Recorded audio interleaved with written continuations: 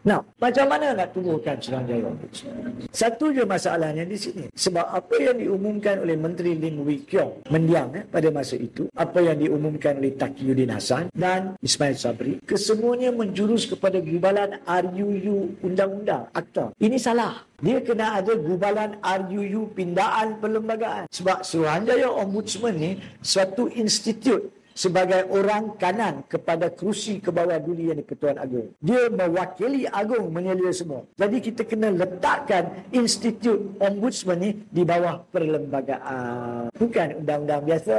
Undang-undang biasa karut lah. Dia bukan mengatasi perlembagaan. Dia kena ada pengiktirafan perlembagaan Ombudsman. Baru dia ada kuasa tertinggi. Itu nombor satu. So, kerajaan sekarang disarankan bukan saja meneruskan apa yang kerajaan-kerajaan terdahulu hasratkan untuk wujudkan Suruhanjaya Ombudsman, tetapi untuk gubal melalui pindaan perlembagaan supaya diletakkan di tahap tertinggi. Menteri, Perdana Menteri semua ni di bawah mana? Perlembagaan.